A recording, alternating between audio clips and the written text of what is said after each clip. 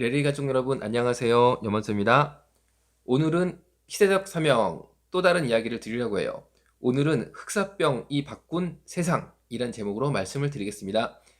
흑사병은 1348년도에 유럽 대륙을 휩쓸었던 대역병이었어요. 그런데 이 1348년 발생했던 흑사병이 곧바로 유럽 대륙에서 영국으로 쓰나미처럼 몰려들게 되는 겁니다. 그런데 이 흑사병이 영국 섬나라에 도착하자마자 순식간에 놀랍게도 영국 국민의 50%가 사망을 해요. 놀랍지 않습니까? 갑자기 인구 절반이 순식간에 죽어버렸어요. 그러니까 당시 이 흑사병의 어마어마한 위력을 알 수 있는 거죠. 그래서 인구의 절반이 죽어서 너무 비극적이다, 너무 가슴이 아프다, 당연히 그런 일인데 이것이 세상을 바꿉니다. 어떻게 됐느냐? 결국 인구의 50% 절반이 줄어드니까 노동력이 자연스럽게 줄어들게 된 거죠.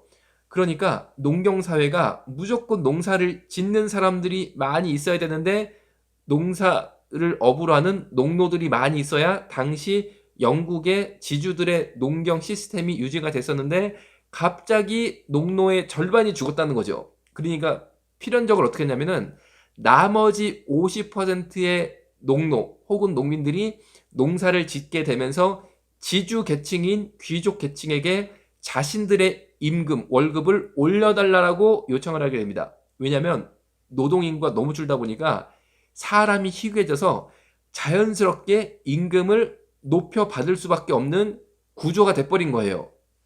그래서 어떻게 했냐면은 어쩔 수 없이 임금이 가파르게 올라가게 되면서 결국에 1348년도 흑사병이 영국을 덮친 다음에 30년 정도 지났을 때는 농민들의 소비력이 40% 정도 증가됐다라고 합니다. 그러니까 사실상 무슨 몇백 배 떼돈 번 건 아니고 40% 정도 소득 수준이 늘어나는 정도의 임금 상승이 자연스럽게 발생했다라는 거죠. 그런데 여러분, 정말 이 당시에 이 귀족들이 제가 볼 때는요, 이런 마음을 쓰면 안 되는데 참 이 인간의 이기심, 탐욕이 무서운 거죠. 그거 한 40%더 주면 어떻습니까? 그런데 이게 배가 아파가지고 1348년도에 인구 50%가 줄어서 임금이 가파르게 올라가니까 바로 다음 해인 1349년도에 노동법을 만들어요. 노동법이 농민들을 보호하는 법이 아니라니까요. 노동법이 뭐냐면은 굉장히 간단했습니다. 농민들, 농노들의 임금 수준을 흑사병 이전으로 되돌리는 게 이 법의 골자였어요. 그리고 만약에 농민들, 농노들이 임금의 상승을 요청하거나 노동계약을 다시 쓰기를 바라면 이 사람들을 감옥에 집어넣는 게 골자였는데 나중에는 어디까지 처벌이 강화됐냐면요.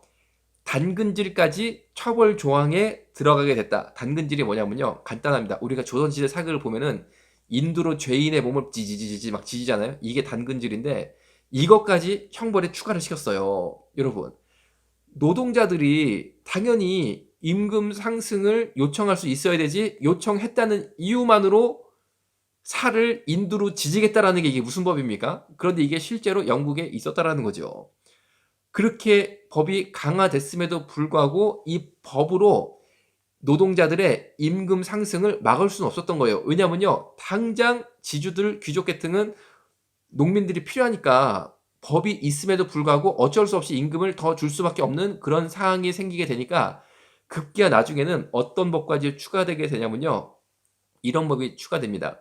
만약에 농민들이 귀족과 같은 제품을 사용하면 귀족과 같은 옷감이나 혹은 옷이나 먹는 거 혹은 장신구 이런 거를 쓰게 되면요. 감옥에 보내는 시기복장 조례법이라는 이상한 법까지 생기게 돼요. 여러분, 임금의 상승을 단근질러도 막을 수 없게 되자 농민들이 정말 좋은 옷 한번 입어보고 싶고 좋은 거 한번 껴보고 싶고 그런 거 아니겠습니까? 또 좋은 거 좀 먹고 싶고 그런데 귀족들 볼 때는 이게 너무 싫은 거예요. 왜? 자기들하고 농민들하고 구별이 없는 게 너무 싫어. 그러니까 어떻게 했냐면요. 그런 물건을 사는 농민들을 감옥에 가두는 법까지 만들었어요. 여러분, 지금 시대 어떻습니까? 차별금지법이 과연 어떤 법입니까?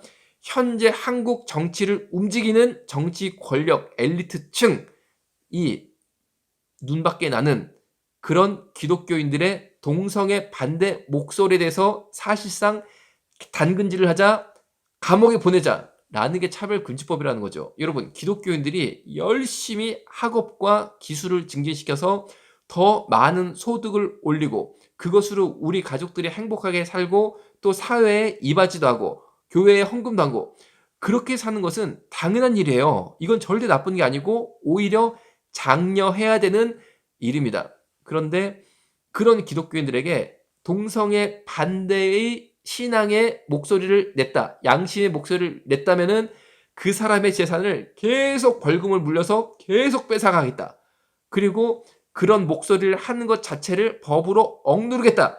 라는 차별금지법은 신종 자유억제법, 영국의 1349년도에 생겼던 노동자 조례와 같은 법이라는 거죠. 여러분, 기독교인들이 우리의 신앙의 자유, 믿음의 자유, 경제적 자유를 쟁취하기 위해서 차별금지법을 막아야 된다는 것은 시대적 사명이다 라는 것입니다. 오늘 레인보우 리턴즈 시대적 사명 여기서 마치겠습니다. 감사합니다.